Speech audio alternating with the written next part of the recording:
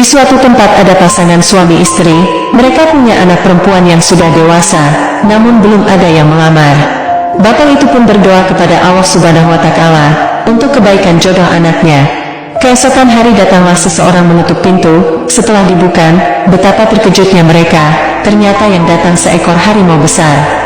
Harimau itu berkata, "Aku adalah utusan Allah buat pendamping anakmu." Bapak itu berkata, "Jika anak saya setuju, maka kalian akan kunikahkan." Dan ternyata si anak setuju. Terjadilah pernikahan. Setelah menikah, si harimau minta izin untuk membawa istrinya ke tempat sang harimau. Sebelum mereka pergi, harimau itu berpesan, "Jika ayah dan ibu rindu, datanglah ke tempat kami. Di sepanjang jalan nanti, akan kami sebar biji pohon randu. Jika sampai pada pohon yang terakhir, disitulah tempat kami." 3 bulan berlalu, bapak dan ibu itu rindu akan anaknya. Akhirnya mereka memutuskan untuk menemui anak dan menantunya. Akan tetapi sebelum mereka berangkat, sang bapak membeli daging di pasar.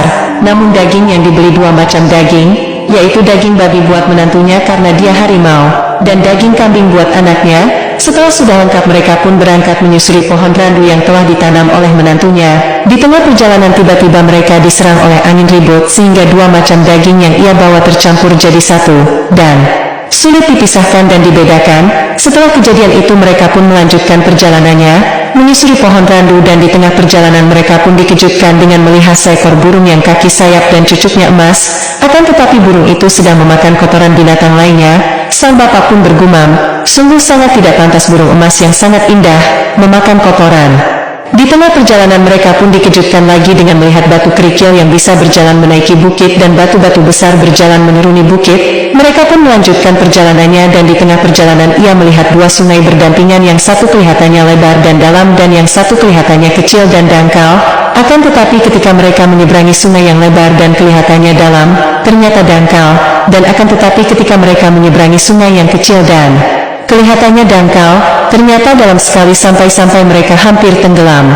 Setelah mereka menyeberangi 2 sungai, mereka tidak lagi melihat pohon randu, dan di pinggir sungai mereka melihat seorang wanita yang sedang asyik menyuci. Sang ibu pun menoleh bahu wanita itu, bertujuan untuk bertanya, dan ketika mengangkat kepalanya, ternyata wanita itu adalah anak kandungnya sendiri. Seketika itu sang ibu memeluk erat anaknya karena saking kangennya. Akhirnya ibu dan bapaknya dibawalah ke rumah suaminya, dan mereka berdua pun hampir tidak percaya. Di tengah hutan belantara ini ada sebuah pondok pesantren, yang santrinya adalah para kiai, dan lebih kaget lagi ternyata pengasuh pondok pesantren itu adalah menantunya yang dulu ketika menikahi anaknya adalah seekor harimau. Akan tetapi kini ia melihat menantunya adalah seorang ulama besar. Ibu dan bapak pun disambut oleh menantunya dan dijamu dengan sangat ramah. Sambil ngobrol, sang bapak pun menceritakan kejadian-kejadian aneh yang dialaminya selama dalam perjalanan. "Menantuku, ketika bapak kesini, bapak menemui banyak sekali kejadian-kejadian yang sangat aneh. Yang pertama, bapak membawa 2 macam daging, yaitu daging kambing dan daging babi. Akan tetapi di tengah perjalanan bapak diserang angin ribut sehingga kedua daging tadi tercampur dan susah dibedakan mana yang daging sapi dan mana yang daging babi. Pertanda apakah itu?" Sang menantu pun menjawab, "Itu adalah pertanda bahwa nanti pada zaman yang akan datang, perkara yang halal dan yang haram itu sulit untuk dibedakan, bahkan kadang tidak bisa dibedakan. Saya bertemu dengan seekor burung yang sayapnya kakinya cucuknya emas indah dan cantik, akan tetapi ia makan kotoran binatang lain. Itu pertanda apa?" Menantu pun menjawab, "Itu pertanda bahwa nanti pada zaman yang akan datang, banyak orang yang pakaiannya bagus-bagus bahkan berdasi, akan tetapi ia makannya dari uang yang tidak halal. Hasil menipu, korupsi dan mencuri, itu sama saja dengan memakan kotorannya manusia sendiri." Sang bapak pun menceritakan lagi, "Keempat, di perjalanan saya pun terkejut, melihat ada batu kerikil kecil-kecil, bisa berjalan menaiki bukit, sedangkan batu yang besar-besar berjalan menuruni bukit.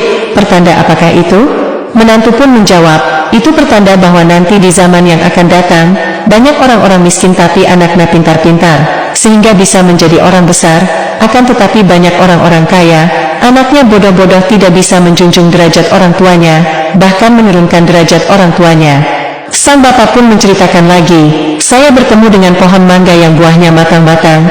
Ia memanggil-manggil saya untuk memakan buahnya." Apakah itu artinya? Menantu pun menjawab, "Itu artinya nanti itu banyak guru yang butuh sama murid, bukan murid yang butuh sama guru. Dan banyak orang yang mengklaim dirinya orang pintar, bukan masyarakat yang menjuluki dia pintar, tapi dia sendiri yang mengenalkan kalau dia pintar." Kemudian sang bapak menceritakan kejadian terakhirnya. Saya menemui dua sungai, yang satu lebar dan dalam, yang satunya kecil dan dangkal. Akan tetapi ketika saya seberangi sungai yang lebar, ternyata dangkal. Akan tetapi ketika aku menyeberangi sungai yang kecil, ternyata dalam, sehingga saya mau tenggelam. Apa itu artinya? Sang menantu pun menjawabnya, itu pertanda bahwa nanti pada zaman yang akan datang, banyak orang yang kelihatannya pintar, tapi ternyata ilmunya tak seberapa.